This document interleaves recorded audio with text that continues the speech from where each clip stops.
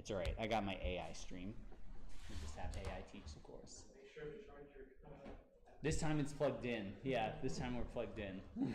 Thanks for the reminder, though. It never hurts to ask what feels like a dumb question is usually a very smart answer. And close that. Now we're here. All right. So we left off last time with this question of we have this quasi-static mechanism. So it is moving, but we're not concerned with acceleration here. And the question was, as it's moving, as theta 1 and theta 2 are changing, when does my restoring force, when does R go to 0? That's what we left off with last time.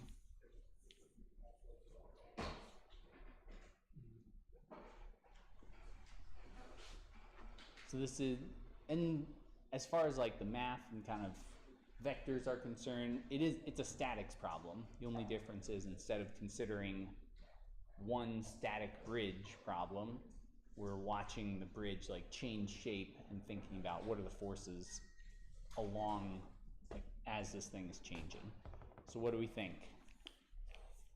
So last time I saw, I'll give you the things that I heard last time. There were like two main things that people thought. One was theta 1 is 90 degrees. Second one is that theta 2, 90 degrees. Oh, there's an echo. Is that me? No one else is streaming, right? It's me. Yeah. Is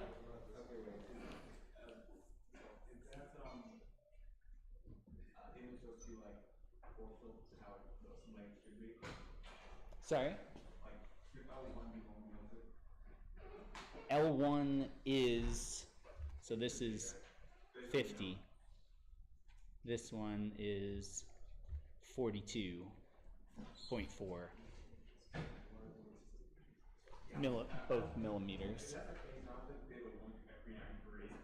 Okay, all right. So there's something wrong with option 1, right? And like when I talk to people and they said theta 1 should be 90, immediately that's kind of what they saw, because if I lift theta 1 all the way up to 90 degrees, there's no way you can bring a 40 millimeter rod back down to 0. Like it's just never going to work. So we break, that's called kinematic locking. Like there's a maximum angle that theta 1 can be, and if I try to pull it up any further, now I'm trying to overcome like some kind of constraint force that was already there. So we can't, so it can't be that one, right? Sorry. And then, yeah, so the last one was, what if theta 2 is theta 1 is 0? All right, so we already had some spoilers. This one can't be true. But that's fine. I like that.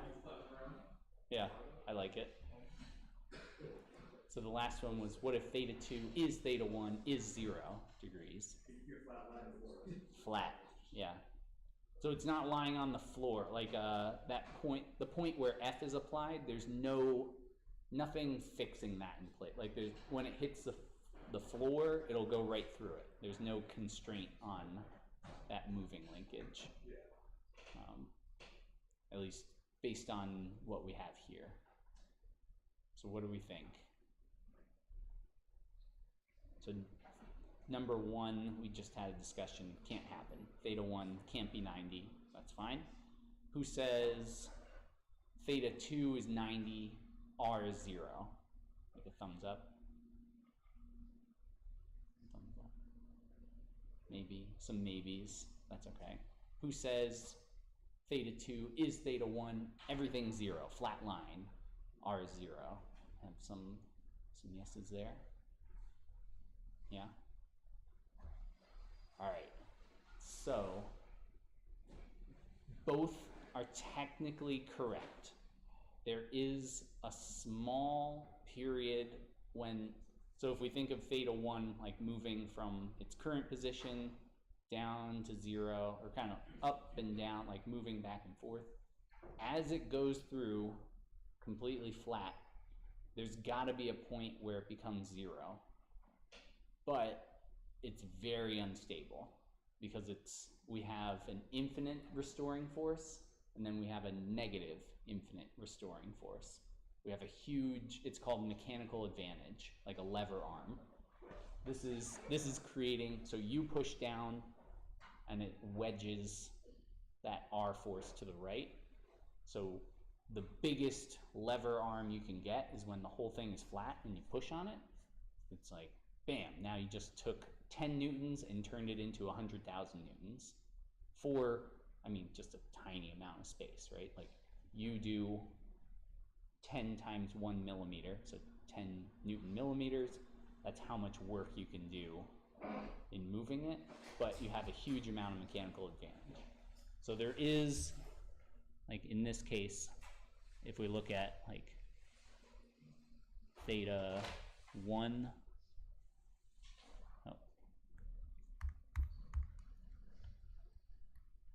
as we're decreasing, so as theta 1 is kind of like decreasing to 0, it'll fly up to infinity and then come back down. So again, technically, because it goes from infinite to negative infinite, it's got to go through 0, but there's never like an actual point where it becomes 0, except for exactly 0. All right, so then let's look at, so when theta 2 is 90, really what we have is like a right triangle.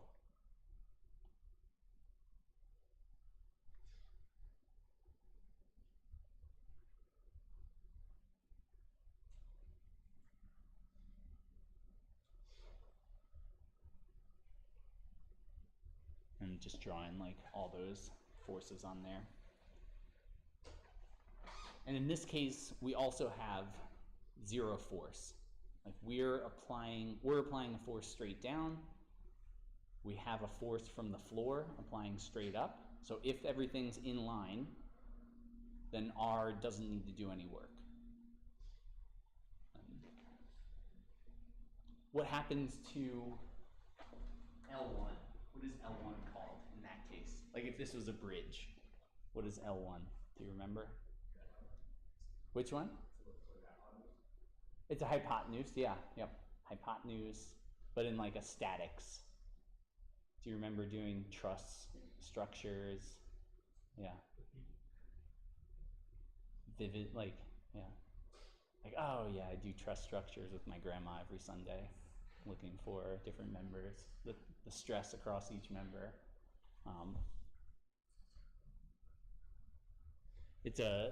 That one becomes a 0 force member. So it's still there, and like in reality you would still include that member, but it's not actually designed to hold any load for a rigid body. Anyway, so that was part A. So technically I can't say that you're wrong if you chose number 3, and if you want to keep to it, if you want to stick to it, it's up to you. But just know that is the least stable R equals 0 position that you can get. Even less stable than the upright one, where it's going to topple over. Like it's going to flip out, kind of shoot out. What would the most stable configuration be? If we could do any angles we wanted. Like something that you can apply as big of a force as you want. R is always going to be 0, and this thing's not going to move anywhere.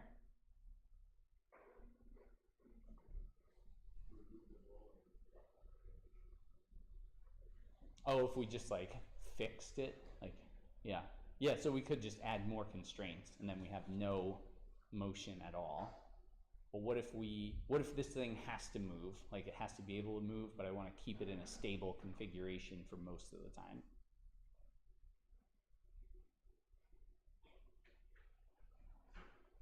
It's like a weird engineering speak, right? This guy and his witchcraft. This happens a lot, like light switches. You want them to be able to move, but you don't want them to just like slowly move. You want them to snap into place. Same thing here, like apply a big load, have it snap into place, and then stay there. Yeah.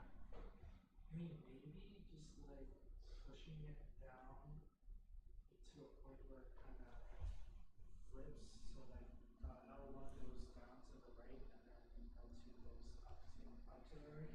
Yeah, what if we did this?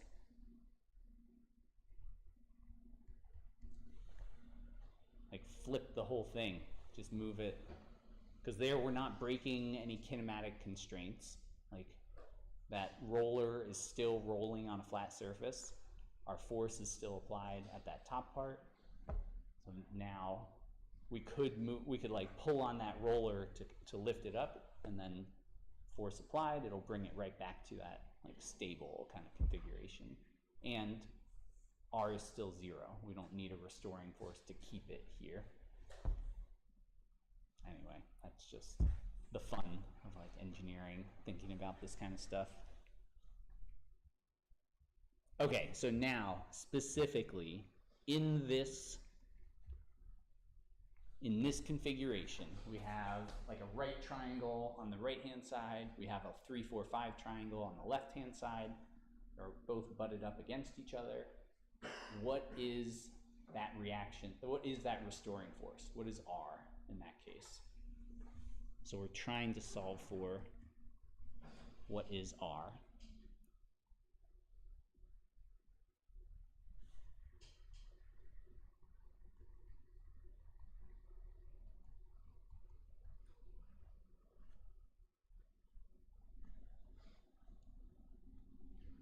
And again, I like to label things like this, OAB. I have F here, I have R here. What do you think? How do we try finding, how does the system move? So if R, so Cooper's asking online, like, if R is always resisting acceleration, how does it actually move?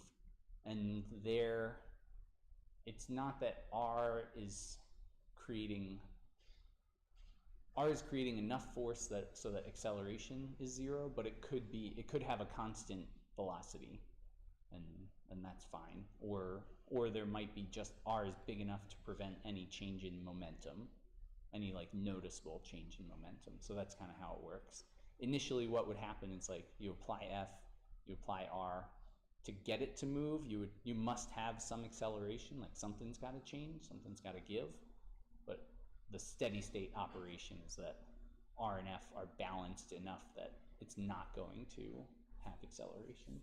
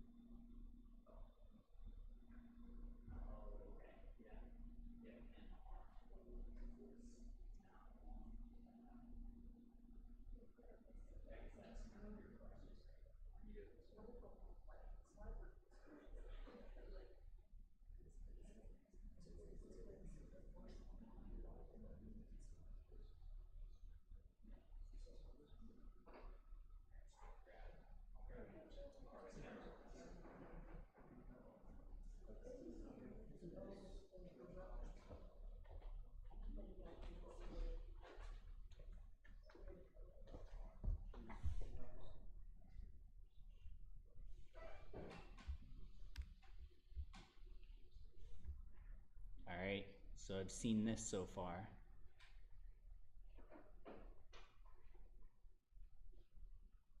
We don't have acceleration. Remember, quasi-static, so it's a statics problem. It's just now we're being fancy because we're in dynamics. So sum of the forces x is a negative r. Sum of the forces y is a negative f. So r and f are 0. That was easy.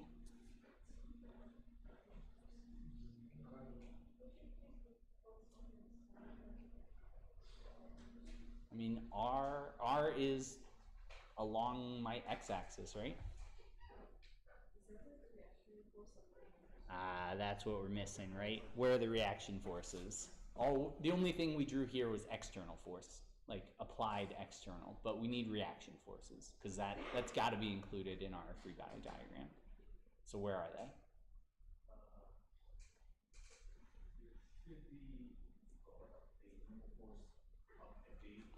Okay, at B we need something.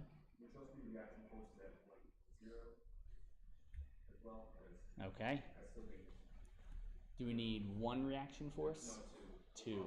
One for X and one for Y. Like two components. Again, every time you put a pin or some kind of constraint on motion, you're putting a force there. Like if you say this thing can't move left or right at this location, there's got to be something constraining that. So there's some kind of reaction force. So we've got, we'll call it like ox and oi.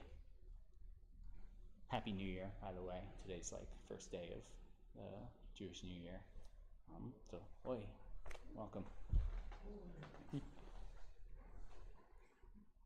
Okay, so now it looks a little better, right? Plus an OX, we have plus an OY, plus an N. Looks better, right? So question is here, how many unknowns do we have? How many equations do we have? It's always like going back to dumb questions with very smart answers. Dumb question is, can I solve this equation? And the way to figure that out is, if you have two equations with two unknowns, yes, you can solve it. If you have five equations, five unknowns, yes, you can solve it. We have two equations, how many unknowns? 4. We don't know R. Do we know OX? No. Do we know OY? 4. Do we know N? No. So we have four unknown. We know F is whatever, 10 or 100. I keep forgetting. 100. F is 100. So that one's, of the 5 things, we know one of them. All right, what do we do now? More equations. More equations. How do we get more equations? Moment? You concur? Yeah, I like it. All right.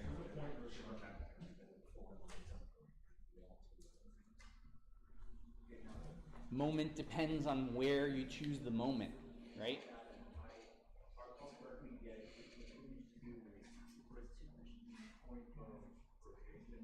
Yep.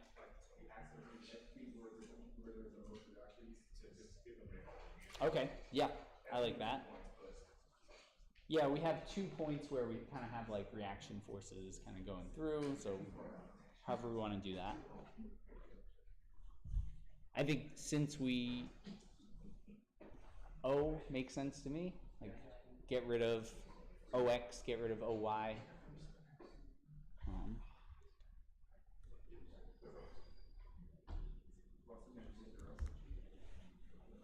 Okay, so now, what is the moment arm of R?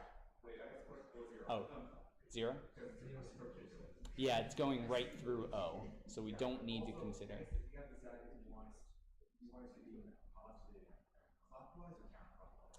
So for me, I always choose, like since my z-axis is coming out of the page, I always say counterclockwise positive.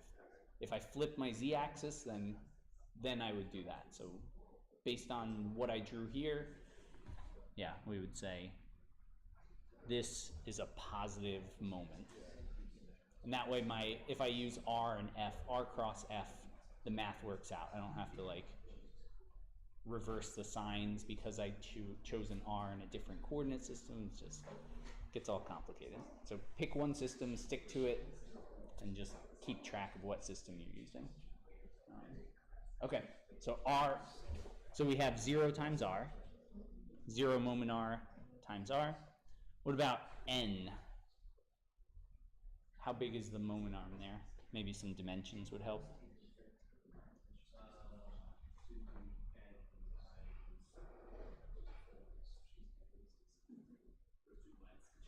Yeah, add 40 and 30.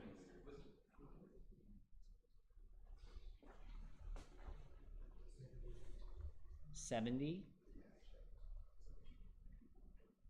I'm going to keep that millimeter there times N.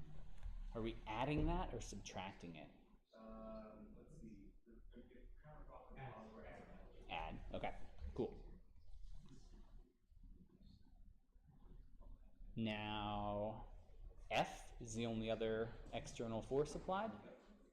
Okay. Negative. All right, there we go. Minus 40 mm times F.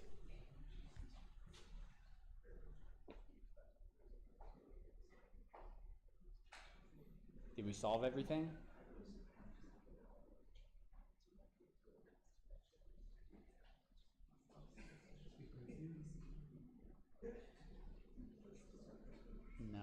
Maybe not. All right, take a second. Do we have an answer? Like now we need to do a little bit of math, but it's algebra, no calculus, at least not for now. We'll get back to calculus. But do we have an answer for R? Well, no, because our rate is 70. Oh, there's a 70. Yeah, 40 and 30. Yeah. Okay, so pre-equation and Three equations, but for another. because we need otherwise that We need another equation. otherwise the sine of OA that Okay, so use something about directions. Like that idea. like cosine Yeah. theta one is always just like Yeah, I like that. So something about like you know where the force is going exactly. This is one more equation. That makes sense.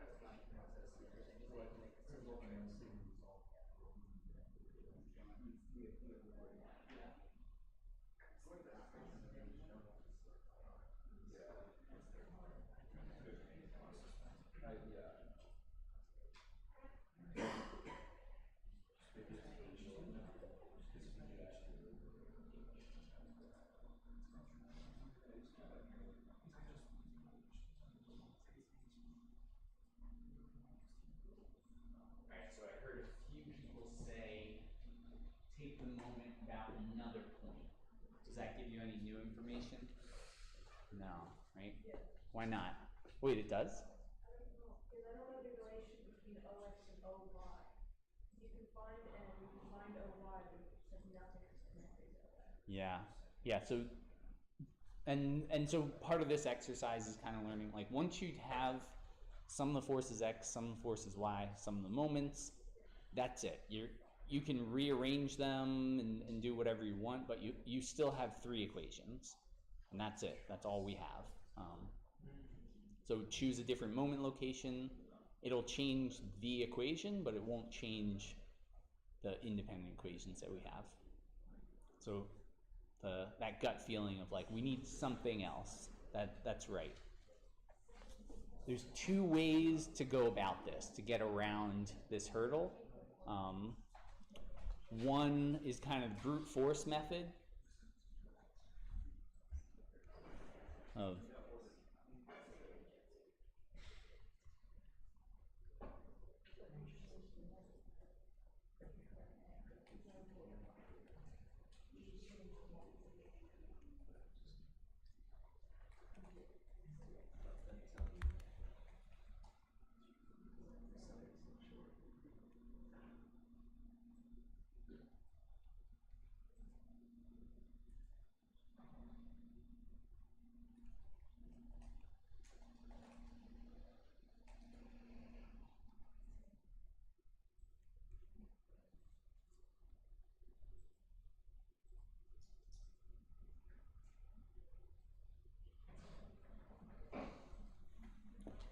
so brute force method, and this will work every time. It just gives you, now instead of 3 equations, we'll end up with 6 equations because we have some of the forces X, Y, and moment on 2 parts, on each individual part.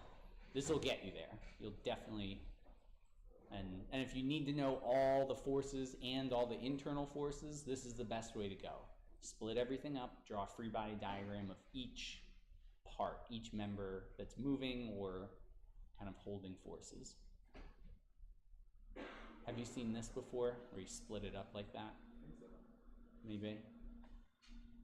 So I drew it this way. Why did I put F on the left side but not the right side?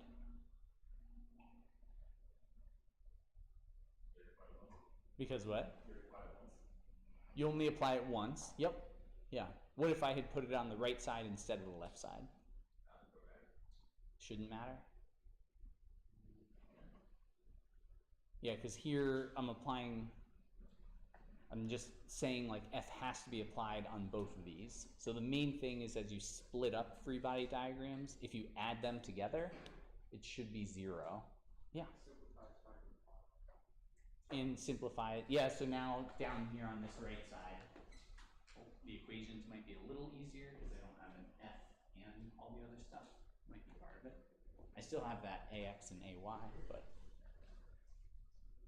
but nice part here, even if we just said like at this part, like skip over some of the forces X, some of the forces Y, we could say, what are some of the moments about A in this configuration, right?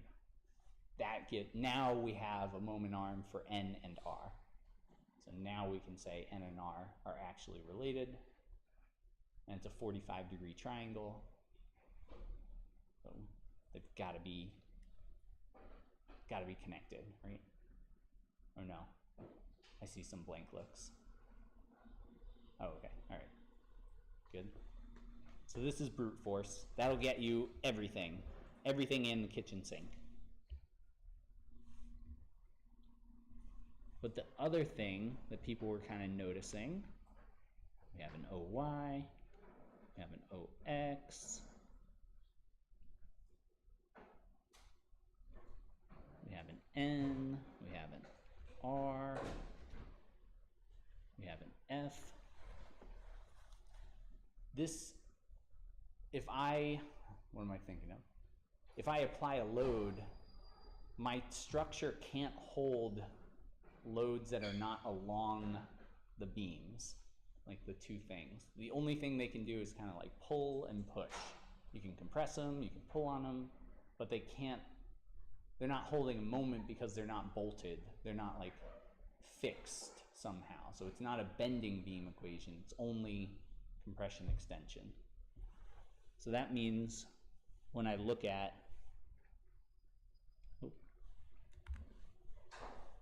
N and R, sorry about that.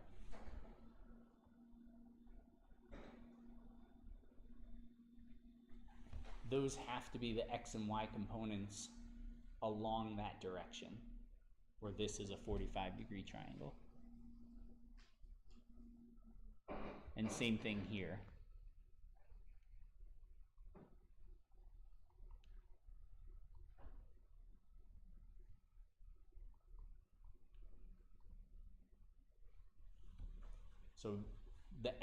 So that one extra equation that we were kind of like searching for, we can't get it from the kinetics of just describing how do I sum these forces, they have to be zero. We need some kind of geometric information. You can get it through kinetics if you just want to brute force your way, math your way through it, it'll work. But another way is saying like, all right, what's the geometry of this motion? What's being constrained? Where can my forces actually point along? So pick your poison, whatever you want to do, brute force or use some extra like geometric info. What do we think? What is R?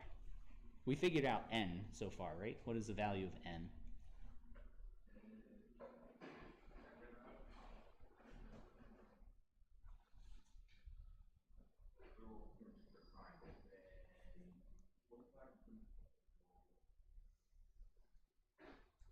Is N bigger or smaller than F?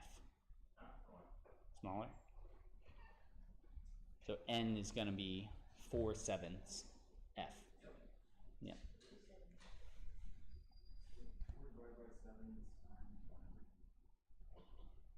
So 400 over 7 newtons. Which means we also know OY, right? Because F pointing down, OY plus N, they have to add up. So we could even write that information. All right, what do we think? What is R?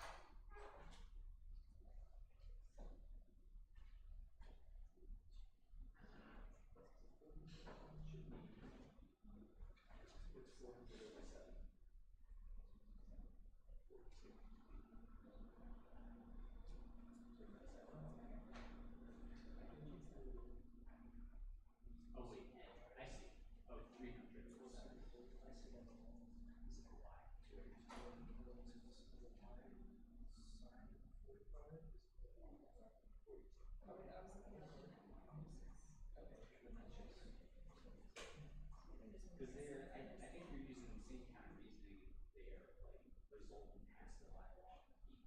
And that's kind of the extra equation. So then you got R is equal to 42, right? Oh, I see, 37. This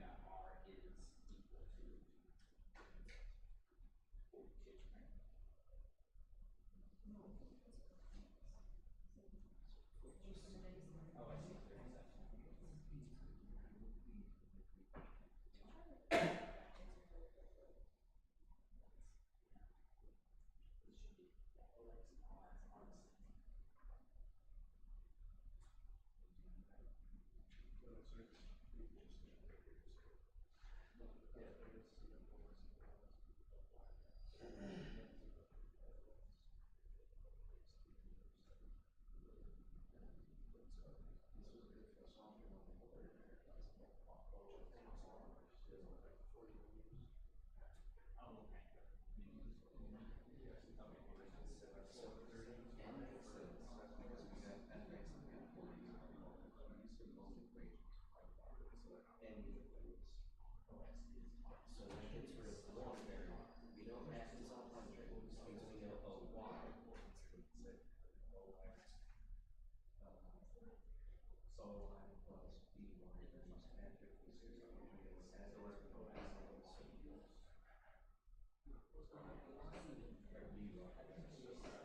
Oh, yeah. Okay. So, yeah. Oh, I'm missing a variable, that's why.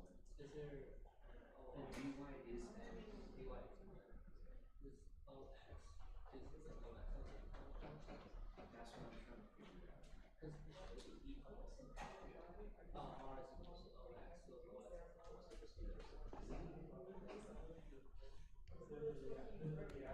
Well, it's a quasi. I guess, yeah.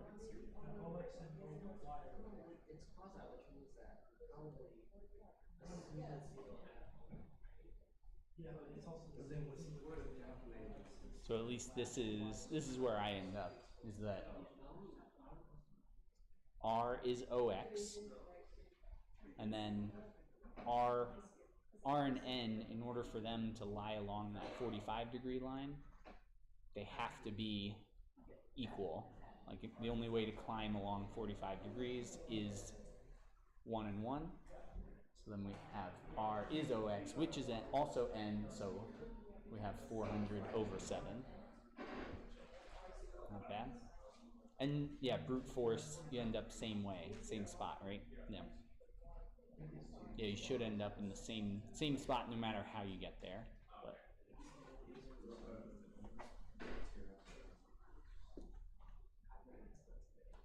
cool.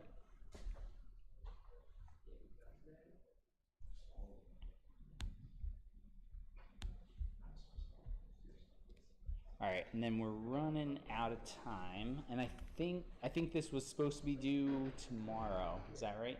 Tomorrow? We got to push it off again, rather than jam through it in the next like 30 seconds.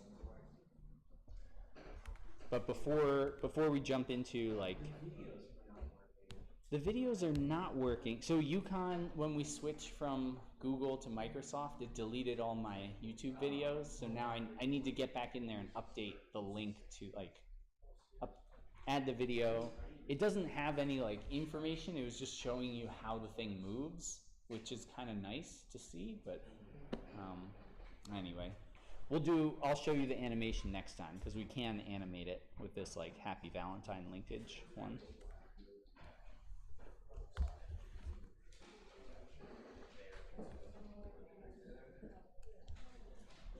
All right. In this, we have these linkage systems here. So this is a weird question, and I know you have no background in this. How many degrees of freedom does this system have?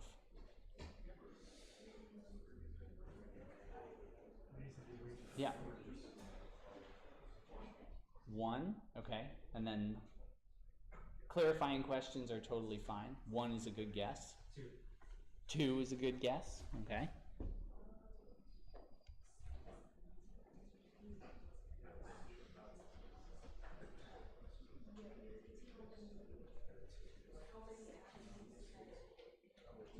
How many axes? All right, so now I'm hearing some discussion of like what is a degree of freedom, which is good. That's what I wanted. So what do we think? Is it 1? Is it 2? What is a degree of freedom? What is this? Oh, you want 4? 4? Okay, 4 degrees of freedom. No one said 3 yet, but I'm leaving a space for it in case we have a guess.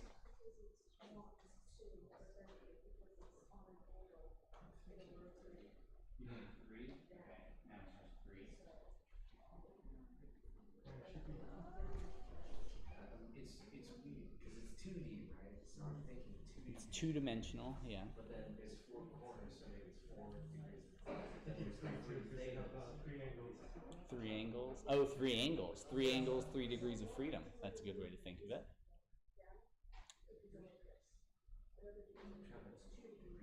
2 degrees. What is a degree of freedom? What does that even mean? What am I asking for?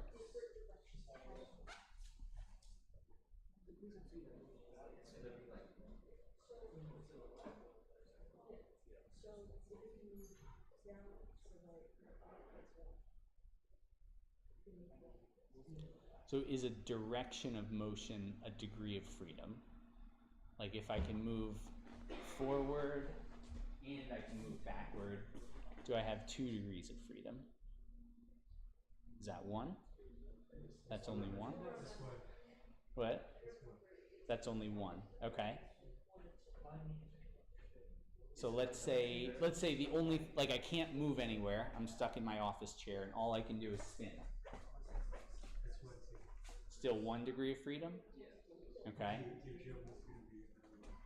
So now, let's say I can walk anywhere on the planet, the entire 3D sphere. I can be anywhere. I can walk, but I'm always walking to wherever I want to go. Or I'll swim, and I have unlimited energy. I can just go wherever I want. How many degrees of freedom to locate me, like where I am? I can gain I can climb the mountain, I can come down the mountain. So 3. Yeah. And you're on the surface of a sphere. Yep. Basically, you just view it as a non-Euclidean surface. Non-Euclidean. And if he phases through the Earth, then I can't phase through, so I can't leave the surface. Yeah. I have to be if I'm in the water, I'm at the top of the water. If I'm on the mountain, I'm on the top of the mountain. Wherever I am, I'm like on that contour. So that would only be 2 degrees. Only 2? Yeah. Even though I'm going up and down? If you're coordinate pointing, Yeah. Should be 3. All right. So for the do you define the position relative to the surface of the plane, or relative to the central point where he's going? Which is no. so Because the point of reference to make it like the abstract response to this is the number of degrees of freedom is the minimum number of coordinates to specify the state of the system. So that's a very abstract thing to say. It doesn't really help us describe this. So in the case of like walking across the Earth, if you know someone's latitude and longitude and you know they're on the surface of the Earth, you don't need to know what altitude they're at because you already know they're on a prescribed surface. So it's 2 degrees of freedom. All you need is lat longe. Same thing with like the chair, swiveling around in the chair. You immediately said it's 1 degree of freedom because all I need to know is what direction are you facing. You can face any direction, 360 degrees. You can go 1080, spin around 10, like, what is 1080? 4? 4 rotations, yeah. I should know that from years of playing 1080 on N64. But anyway,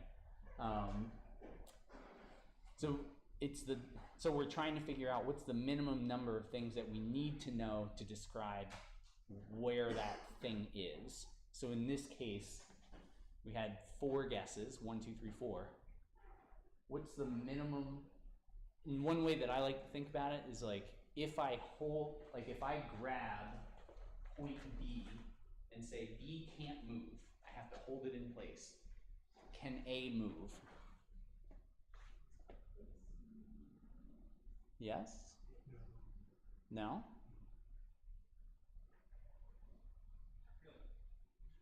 Like if I turn this B into like, just fix it, can it move anymore? Because O is fixed, C is fixed. Really, all I did was create a truss, a triangle truss. So I went from, so by removing 1 degree of freedom, because all I did was say that theta 3 can't change, now I'm at 0, that I can't move at all. So if I add that 1 degree of freedom, then how many do I have? 1 degree of freedom. It's only 1. This is a classic engineering mechanism, the 4-bar linkage. They're really cool to see, like moving, and they get used everywhere. The reason they get used everywhere is with one motor, you control all 3 linkages. So you can do all sorts of stuff. Windshield wipers, knee replacements, I don't know, robotic grippers and all sorts of stuff. Cherry pickers and stuff, they have a 4-bar linkage so that as you lift, as the angle increases, you don't also increase the angle of the basket. Like you can keep the 2 sides parallel as you lift it up. But anyway, that's our first question in our kinematic exploration. It's like, what is a degree of freedom and how do we recognize it? So for today, we got 1, we can move on, and now we're over time. Thanks for sticking around, and we'll be back Friday to keep working on homework 2.